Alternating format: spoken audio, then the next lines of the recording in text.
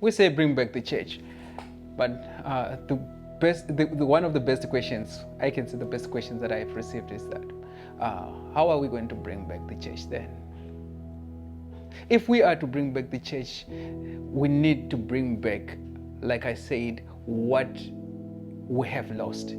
There's only one thing that we have lost, which is the core of the church. The church as a body is joined together by one thing, which is love. So if we are to bring back love, or to bring back the church, we need to bring back love. Because having a church, or having people gathering together, or having people saying that they believe in God and have no love, it doesn't make no sense. And I will give you the reason why it doesn't make no sense. 1 John 4:16, it says that God is love. Then if we are having congregations, or if we are we are claiming that we are Christians and we do not have love, we are saying that we are Christians or we are a church, but we do not have God, because God is defined as love. So this is the theology of God. This is who God is. It is love. And we are the express image of God. We are the express image of God. And what we need to portray is who He is to the world. Right? We are sons of God.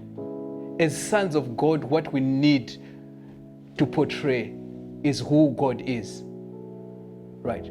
So if God is love, like on the 16th, right, and we go to the 17th, He says that as He is, so are we in this world. As God is, so are we also in this world. Right? We are like Him in this world. We function like Him in this world. Right? So moving from theology proper, or the definition of who God is, we go to the definition of who we are, the anthropology, who we are, we as Christians, we as human beings. Right? If we claim to love God, there is one thing that must be found in us as an attribute, which is love. Right? Which is love. Apostle Paul says that love sums up the law and the prophets. It is the fulfillment of the law and the prophets. And when Jesus came, He came to establish this one commandment, which is love. That's why He gave it as a grand commandment, as a new commandment. He said, I do not come to do away with the law and the prophets. I am not here to make them invalid, but I come to fulfill them. What was He meaning? He was talking of the new commandment that He came to inaugurate. This is the mark of the Christians. This is our mark, love. So if there is no love, there is no God. Right? We do not have the mark as the sons of God. We are being transformed into His image. We are growing into in His image. And what is the image of God?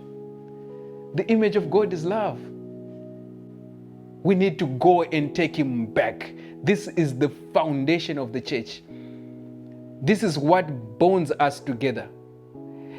And now, the love of God is demonstrated in the story of Jesus, in the narration of Jesus.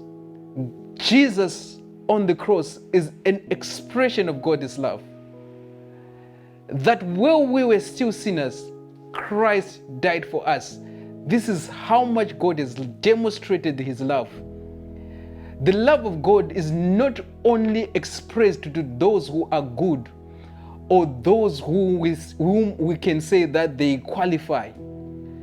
The love of God is extended even to those that we think are worst. That's why Apostle Paul in Romans 12 says that we also ought to love our enemies.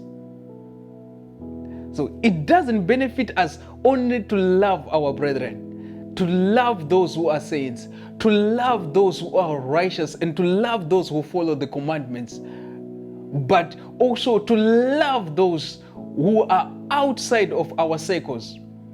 Because we are in a race. Our race is not a competition where we are competing with one another to see who will reach first. Our race is that we are running so that we will get there together as a community. We are one group, and those who reach there many are those who have conquered. This is the definition of the church. This is the core mandate of the church, to make sure that we come together and we reach the goal together. That's why the Apostle Paul says that we need to exhort one another, well, it is still called today. We need to exhort one another, well, it is still called today. So today, as you wake up, you need to exhort one another. You need to look for someone to exhort. You need to look for someone to exhort. As you wake up today, every day, make sure it is in you. Make sure it is part of your routine. Not to judge another, not to condemn another, but to exhort another. Remember that whensoever one soul comes to Christ, the whole heavens shout with joy. Be that man that brings joy to the heavens every day. Let there be noise in the heavens every day just because of you. Bring back love. Bring God back to church. Bring back the church.